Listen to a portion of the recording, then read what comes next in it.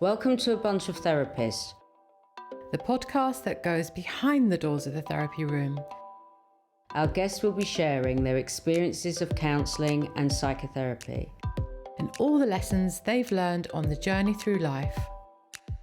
This episode is hosted by Dipti Solanki and me, Michaela McCarthy. Our guest this week is Bonny Allyson.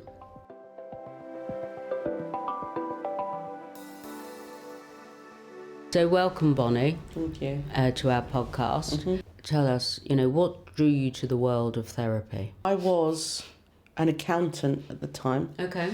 Working in a porter cabin in Canary Wharf when it was all being built. Oh, okay. So very long time ago, 1999, watching the Millennium Dome being built. And I had a relative that had a long-standing history with substance misuse.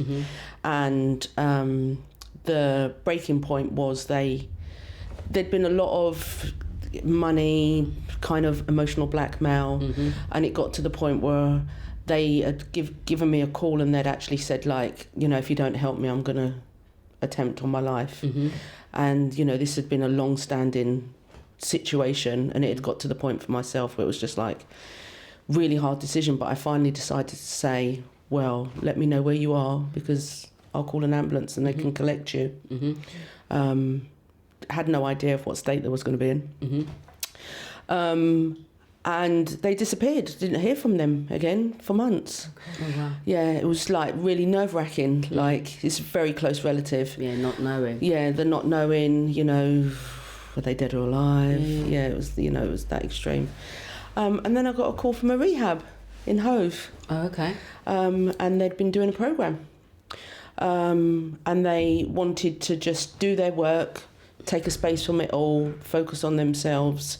It was a stepped-based programme. So there was I think it was... When you say 12 steps? Yeah, 12 steps, sorry. 12 steps, part of yeah. Alcoholics Anonymous. Yeah, so they got to the repentance stage. And it was my turn for them to speak to me and apologise for everything that they'd been through. From that point forward, I visited them every Sunday. It became almost like a religion. Just support. And over the journey, there was a lady there called Jenny, who was my relative's counsellor. Okay. And she got to know me. And she said to me that you'd make a really good therapist. My initial response was, you must be absolutely bloody crazy. Having a lifetime of this experience, there's no way, then I could go into a profession with this. And over the course of 18 months, she just wore me down. And by the end of the treatment for my relative, she said, look, you've got nothing to lose. Back then there used to be a 10-week course at Lambeth. Lambeth College. Lambeth College. It was £10. Wow. That's how much it cost back then. It was £10. It was a Saturday. And I was like, all right then. She'd really kind of hounded me, kind of instilled in my brain that, give this a go. And I did, and I loved it. And I haven't looked back. And I wish I could find this woman and actually show her what she's created. I qualified as an intercultural therapist in 2004. I was invited straight back to Lambeth College to become a tutor because they just loved me. So I then went on to do my DETLS training, which is Diploma in the Lifelong Learning Sector, so I could teach. So I started teaching straight away. And then I also started supervising in 2007. And at the moment, that's what I do. I have a caseload of clients. I have a supervision caseload, and I also teach as well. You teach at the Awareness Centre and at another institute. Yeah. So let's go back to you growing up. All the way back. All the way back. All the way back. So growing up, what do you think your experience has taught you? Because not all sort of bad is negative. Yeah. I think coming into this profession, you have to have had something. Yeah, I did. And I always say the more colourful your life has been, I think it's better. Mine was multiple rainbows. Yes, there you Yes. go. So tell us about the rainbows. Well, so the reason I'm called Bonny, because I was named after Bonny Parker, who's the female person in Bonnie and Clyde. Yeah. My mum aspired to Bonny Parker. And, they were both gangsters in their own right. Parents. Parents, yeah. Parents were both gangsters, mum and dad. And I was just, I just witnessed a lot of, what was normal to them, which was violence. There was a lot of violence. There was a lot of things that I saw that was just the norm, things coming in and out the house. And there was an innate feeling that I knew that I didn't like it. I just wasn't comfortable with it. Sometimes I used to stand at the sitting room door and just look at all of these gangsters, including my parents, and who are these people? Why am I here? How did I get here? And I was 3 at the time. I had this vivid memory, really, really strong, and Mum, it's a running joke now. My mum still laughs at it. My dad's passed. But I used to, kind of storm in, 3-year-old, hand on my hip, and actually say, God sent me to the wrong family. And, this whole room would roar with laughter. But I was serious. I can remember the visceral feelings of, really being angry with God. It's in a way, it's almost, you didn't have the words, the language, but it was like a sense of belonging. I don't belong to this family. Yeah. This is wrong. This is not right for me. And I've had a really kind of strange kind of response to God, because I don't like the word God anymore either. And I will use the universe or the cosmos. Sure. And I still think that's anger at God for sending me to this family. I didn't want to live like this, even though it was the norm. It wasn't only my parents that was like this. There was, there's a lot of people that I was aware of. Well, sometimes people just follow generations, whether it would be in an environment of gangsters or politicians or actors. It's that's their job. And it's that path that's been carved out, and that's all you know. But some people step out and do their own thing. Yes. It was always thought that I would follow that tradition. And then we moved from that location. So that location was Angeltown in Brixton. And, another side to that violence was living through the riots. The riots was at the bottom of my street. There was cars burning. I remember being terrified, because it was getting closer to home. So, just more to be scared of, scared of my parents, scared for my parents as well, seeing what was, what they was engaged in. Always police at my house. My dad was known for being very violent. When they came for him, there was a lot of police. And your family background, their background, your parents. My dad is half Jewish. Which we didn't find out too much later on in life, because it was hidden, obviously because of, the Holocaust and things like that. And then on my mum's side, my mum's dad was Nigerian.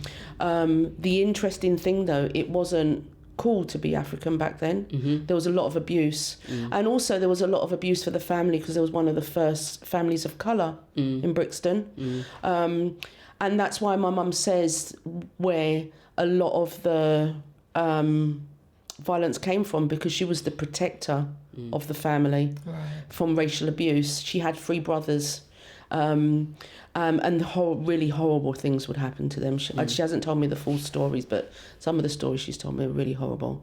So she became the protector of her brothers, first and foremost, and then of her mum. So we moved from that location in Brixton.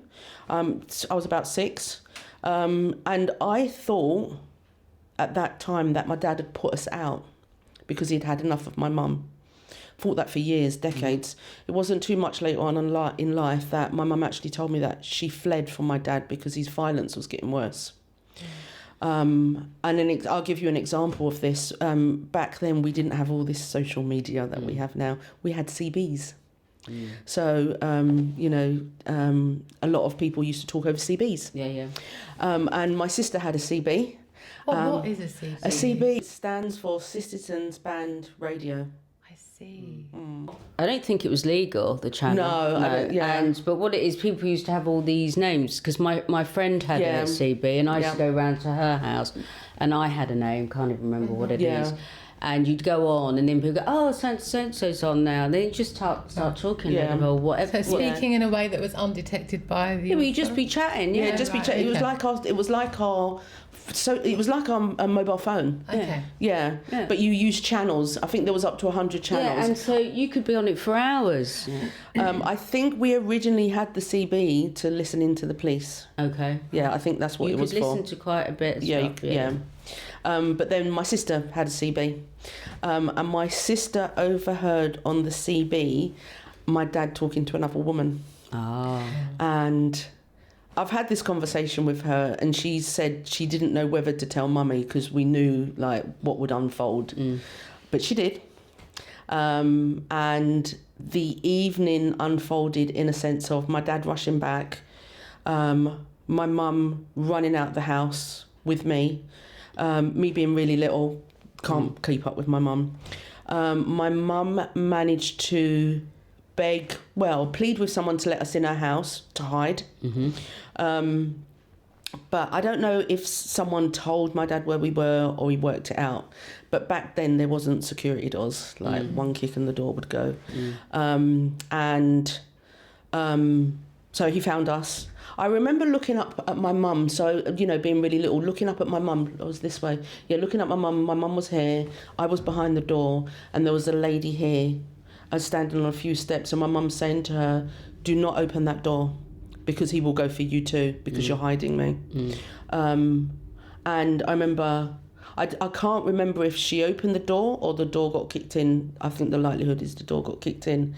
And I don't remember what happened after that. I would have witnessed what happened after that because I was there. But I have many situations where I've completely suppressed them, blacked them out. But that was the day that my mum had her jaw broken. So just these examples of kind of things that it's domestic violence. But again, that they had that violent thing between each other. But you can normalise it as a child until you go to other homes. But that's the thing, Michaela, I always knew it wasn't right. It was like I had this sense intuition, that it wasn't right. So Bonny, can we just, on that point you talked about when you witnessed that incredible violence, and now as an adult you can't really recall it. And I think a lot of people listening will have moments in their childhood where they know something terrible took place, something difficult took place, and they can't remember it. So maybe it's going to be helpful to our listeners just to kind of give some context behind that and why that happens, why we lose a whole chunk of memory, especially it's protection. It's our biological aspects of us protecting ourselves, not remembering something so terrible. But if I can interject, if you've come from an environment like that, sometimes when people are traumatized in that way, that it's like watching on TV. It's like watching, probably now most young people watch Netflix or something, but it's like watching it so you're somewhat detached. Because like how I just speak about it now, it was an experience, but I think I most probably spoke about it a lot. I've done a lot of therapy. That it's not a trigger anymore. But in that moment, it's a protection mechanism. Yes, for sure. To not remember. For sure. And that was one of many. So we moved from there. We moved just around the corner to a place called Star Wars Gardens on Loughborough Road, and that's where the violence really acted out. I witnessed. So between the two of them, this kind of what we would call toxic love now. It's like my mum found her courage with my dad, even though she was very courageous anyway in different ways. But so what I'd witnessed at that point, so she set his car on fire while he was in it. I wasn't present, but she also stabbed him. He ran her over. And there was just these things, but I saw the aftermath of these things. So when he ran her over, not to be too gruesome, her legs were not very nice, but I was the person that nursed the wounds. And it's that really strange thing of what the body does. I can remember the smell. Whenever I think about it, I can remember the smell. And I remember thinking, oh God, why am I having to do this? I was the only person present. Everybody was terrified of my mum, to the point of not wanting to help either. And even if you think of nowadays, if a child's going through this, social services will step in. Right. Teachers was too terrified to report anything that was being witnessed. So I started running away. But my mum would hunt me, and she'd always bring me back. And she'd be like, you're my special child. We stick together through this stuff. But it was hard. It was hard to stick together with her because it was just so much. But that's the thing, isn't it, as well, about codependency? You don't just have a codependency family. It's a family system. So no one gets in, but no one gets out. And if you do get in, you have to do it their way or the highway, no matter what culture. You have to fit in. And if you don't fit in, you're not quite accepted. There was another situation where it was my 7th birthday. It's really funny because when I used to wake up, I used to listen before I used to get up. And the listening was, what's happened overnight? It's like the eggshells, isn't it? Coming in from school. What does it feel? What's it going to be like? What's going to happen? It happens a lot in... What am I waking up to? In lots of dysfunctional families. And there's dysfunction in many different ways. It could be addiction, it could be criminality, it could be domestic violence, it could be many things. But there's no structure to it. Doesn't mean to say that couples don't argue. People do argue. But there is a difference between violence to having an argument. Yes, for sure. So it's an eggshell walking. It's also a threat detection system. Definitely. Hypervigilance, completely. And I was like, okay, just want to go and watch Sesame Street. It's my birthday. Don't know how the day's going to unfold. And I went downstairs, and to watch Sesame Street, I had to clean blood off the TV. No idea at what had happened overnight. Don't know whose blood it was. It's just like, okay, just want to. It was like that desensitization. Okay, well, practically. Well, you have to desensitize to, and what it is to, because you just thought, well, this is normal, but is it? It's my normal. Yeah. And I remember that day standing much later on. Cake and friends over and things like that. And that's the thing. It was very normal. Like we were very wealthy. So it was like quite normal, like that our life was grandiose in that in that sense.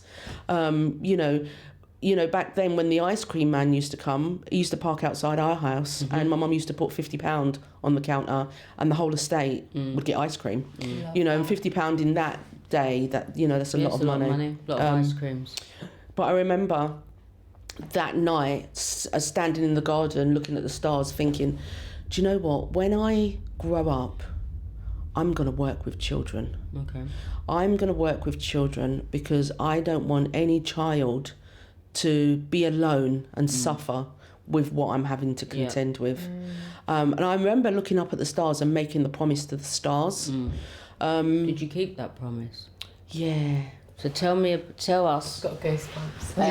about how you've transferred your experience and your healing with your own personal therapy into working with others. So went on the courses. Back then the journey was 4.5 years. Had to be in therapy, and I very much believe when you're training to be a therapist, you're your own first client. Because as you're working through all the theory and everything, it's light bulb moments like, oh my God, that's why I do these things. Oh my God, okay. And getting a lot of understanding because you're seeing it through your own lens. So I was looking for a placement.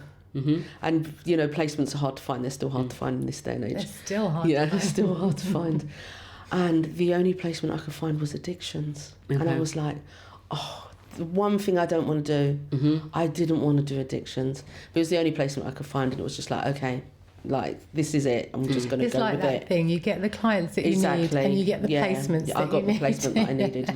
So I was there as a volunteer counsellor, just kind of fumbling along as you do as you're learning. And during the process, a vacancy come up for a group therapist. And I remember this guy, Steve Riches, again, another Jenny. I've had many Jennies in my life. Some people call them angels. Yeah, for sure. Then Steve Riches is like, you'd be great at this job. And I'm like, Steve, I don't want this job. I don't even want to be doing this work with the placement. And then one week I went in on a Monday and he'd cancelled all my clients. He said, I'm going to interview you for the job. I was like, Steve, I don't want the job.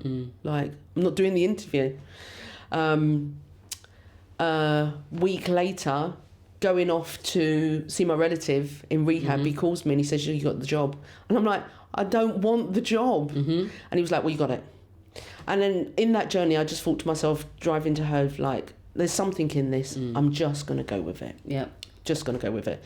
So went with it, evolved, ended up being a senior manager at Turning Point. I had a huge patch from Garrett Lane all the way down to the Isle of Sheppey.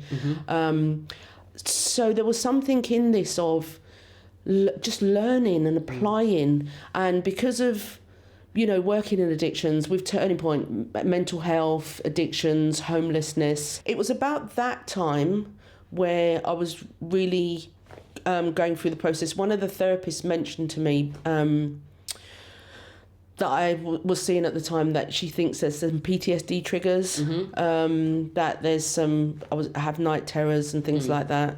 So I went off and I had an assessment and it came out that I do have PTSD, obviously based on what I'd experienced. It's just like another learning, another aspect of myself that I need to learn about. It's not short-term work. No, it's not. Also, did you find that that diagnosis helped you to make more sense of yourself? Yeah, for sure. Right. Yeah, for sure. Yeah.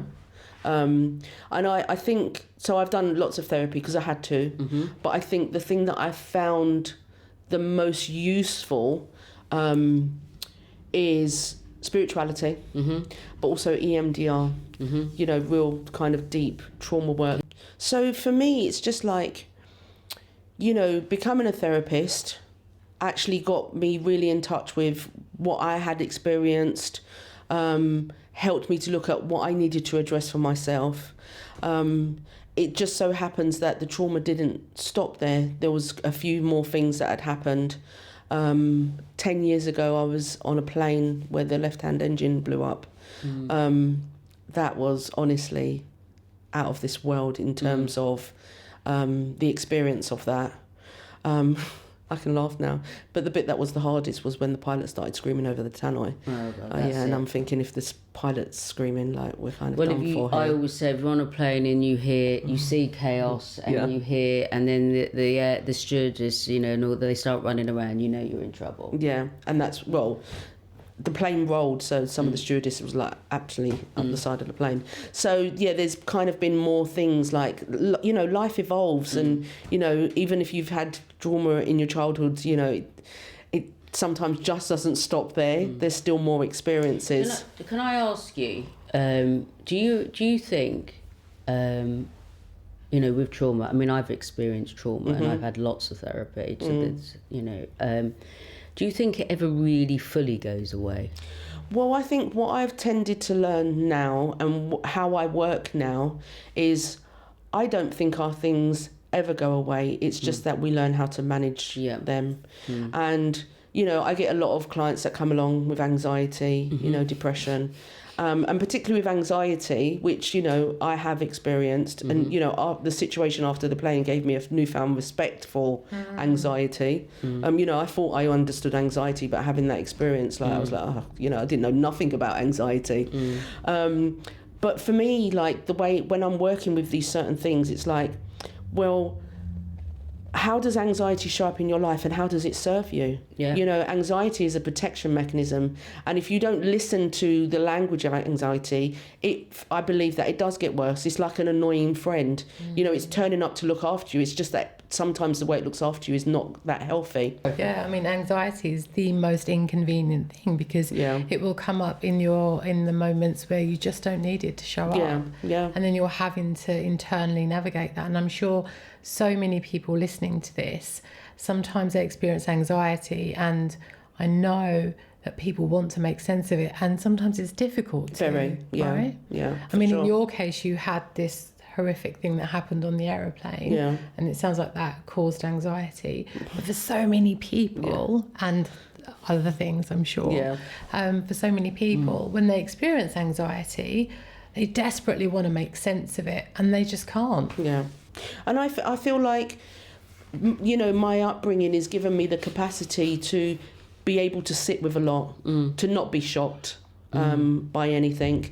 I've done tough parts of what we would say the work is in counselling. You know, I've worked in prisons, I've worked with gang culture, I've worked with postcode wars, you know, I've worked with, you know, I've had a chair thrown at me, you know, because, you know... Did you deserve it? Well, I was poking the bear. So, you know, possibly. Yeah. But again, it's like the not being shocked. I remember, you know, unfortunately I worked with a client who had been subjected to gang rape. You know, really painful stuff. Really, really painful. What was really challenging when she was talking it through, some of the people that she named as involved, I knew. I went to school with them. Okay. So really difficult stuff. But my experience, it's made me be able to work with the not nice things that have happened in life, that happen in life. And I do find, like you said, the clients that you attract, they are ones that are more traumatized. There's more childhood stuff that have gone on. And, you know, it's how it's still impacting on the here and now for them. What I'm really hearing there is that sense of inner stillness. That's what it brings up for me. And for someone who has experienced, you know, the external chaos, which is the internal chaos, and the feelings of not being safe and not being able to make sense of the world, and belonging, such a huge part of that, to be able to have access to something like therapy and all the other things that we can do that can lead to a sense of perhaps not stillness all the time, but even moments of it is so freeing. But Bonny, I'm really curious about the clients that you work with and you continue to work with. Do you still find, after all the years of doing all the amazing work that I'm sure you've done, that working with clients still uncovers different layers of your experience? Sure. Yeah, for sure.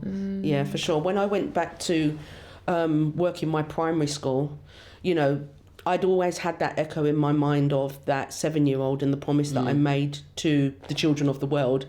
And I finally got back to work as a counsellor in my primary school. It was quite a profound experience because I didn't realise that there was actually knocking down my old primary school to rebuild it.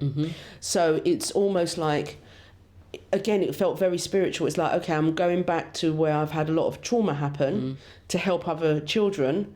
But then I became part of the new school. And I know this is going to sound maybe a bit far out there. The one thing they didn't completely change was the brick wall around the school. So they had some bricks that were really old, but they had amalgamated new bricks. They put new bricks in, and it was almost like I stood there one day and looked at this wall, and it felt like I was looking at myself of the past and the present and how it had integrated. And, you know, that for me, that real sense of just looking at my primary school, thinking of that 7-year-old that had made that promise, and just, you know, just smiling to myself of, you know, you've done it. Like you've said, you have survived. And yes, I still have up and down days, but, you know, I teach in this room. Sometimes I'm here and I'm teaching and I'm talking to students, and, you know, these kind of this wisdom is falling out of me, and I kind of catch myself, and I will have a glimpse of, you know, that child that was running with her mum, or, you know, nursing her mum, or these different things. And I'm like, now I'm sitting here teaching. Like, I can't explain the feeling. It's like a warm feeling that comes over me, and just like, wow, Bonny, like you did it. You knew it was always wrong. And you know, you've actually, you know, I can say it now. I'm literally saying this on the spot. I have excelled my own expectations, because now for me it's like, I'm just one person that's, you know, trying to bring healing to the world. And, you know, I can't reach everyone, but, you know, now I'm helping supervisors. Well, you might with the podcast. Possibly, yeah. I mean, the thing is, when you speak in that manner, that's where compassion comes in. Yeah. I think that's where you can feel compassion for yourself, for others, for the younger part of you, for the people that you're teaching, because you're not sharing all the detail, but there is a wisdom to that. Yeah. Because you're not kind of stuck back there. But I also think that there's something innately within us for sure. that has to be very, very brave to listen and to notice. Yeah. And I just want to take a moment just to acknowledge that, and you know, to acknowledge that about you, that it takes so much courage, doesn't it, when you've been through so much, to even start to trust or dare to, and say, is it possible? Can I trust this person? Could this possibly be a path for me? And you did that. Yeah. I think you've got to move out of your comfort zone. Right. You've got to move out of your comfort zone. Yeah. See the opportunity and just grab it. Just grab it. Yeah. Because if you don't, you just stay stuck. Yeah. You know, coming to sort of a natural close. What message would you give to the viewers and listeners out there? So people watching, people listening. Oh God, that's a big Those who are question. thoroughly curious, you know. Oh, do you know what? I would say the most important relationship you're ever going to have is the one with yourself. Absolutely. And it's really important how you talk to yourself, how you treat yourself. And sometimes, you know, if we externalised how we spoke to ourselves, it'd actually be verbal abuse. Yeah. So really kind of tune into how you talk to yourself, how you treat yourself, and how you relate to yourself. You know, just to echo, the most important relationship we ever have is the one with ourselves. Bonny, thank you so much for joining us today. Honestly, I'm sure our viewers and listeners will agree as well. It was a fascinating conversation. You shared so many amazing parts of your life and your journey. And it was a privilege to listen to you. Thank you so much. Thank you. Yeah, thank you. Thank you. You've been listening to A Bunch of Therapists with me, Michaela McCarthy, and Dipti Solanki. If you enjoyed this episode, please subscribe, rate and review. And don't forget to follow us on our socials to keep up to date with all of our news. Thank you so much, and until next time.